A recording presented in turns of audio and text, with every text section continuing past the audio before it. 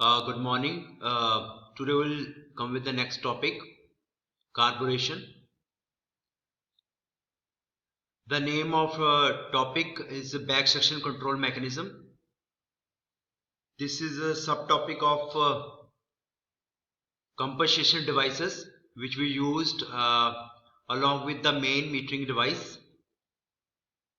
So you can see in this diagram 8.16 that is back suction control or pressure reduction method. So you can see in this figure. Figure 8.16 gives the details of back suction control device. In this video, the top of fuel float chamber is connected to air entry by means of a large vent line fitted with a control valve. You can see here, this is your fuel float chamber. This is connected to your main air stream through this pipe, and it is having a control valve to close and open this restriction. Another line with a small orifice connects the top of the fuel float chamber with the venturi throat. So this is your second line here, which is connected at the venturi. It is having orifice here. So this is your second line. This one is your first line. So there are two extra lines. One is subjected to this atmosphere pressure. Second is subjected to this atmosphere pressure P2, which is at the throat of the venturi.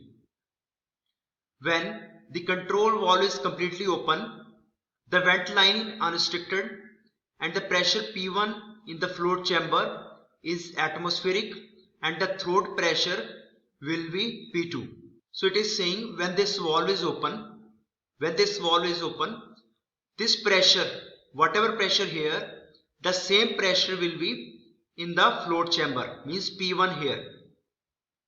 And at this point where your main metering jet, the pressure will be P2.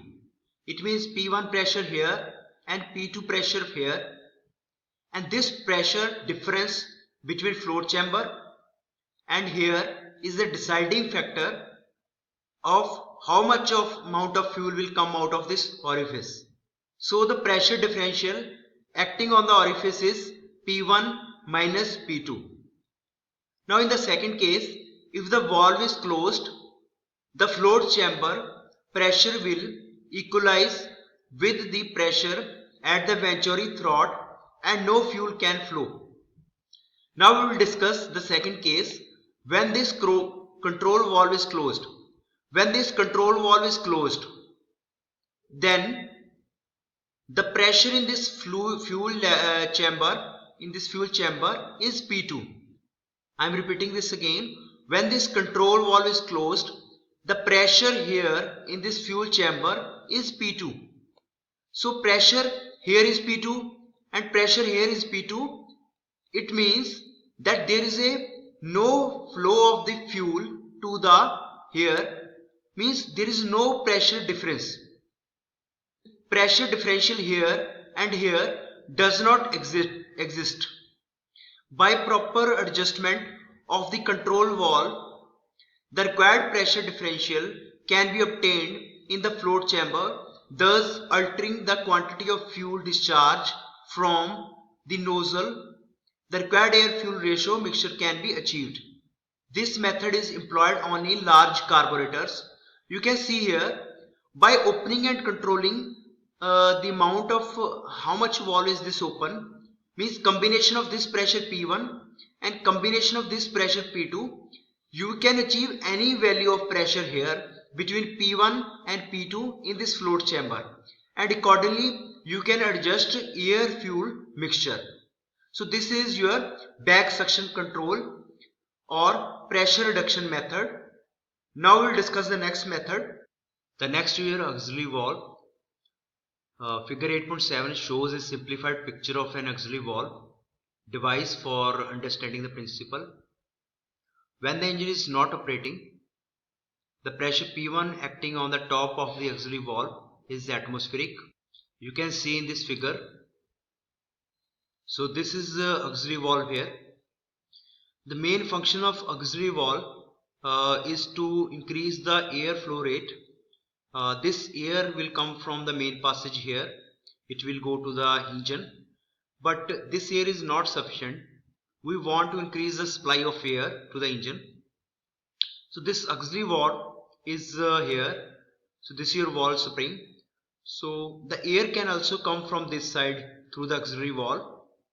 So this auxiliary valve surface is subjected to atmospheric pressure when your engine is not operating. Means this surface of the valve is subjected to pressure atmospheric when your engine is not working. The vacuum at the venturi throat increases. The throat pressure P2 decreases with increase in load. The pressure differential P1 minus P2 lift the valve against the tension of the spring, and as a result more air is admitted and the mixture is prevented from becoming rich. Now when your engine starts to operate due to suction stroke, here pressure P2 is created, and because outside pressure is P1, inside here pressure on this surface is P2, so this valve will start to open. You can see here, now this valve is in open position. So extra amount of air will enter through this valve and it will go into this main stream of air.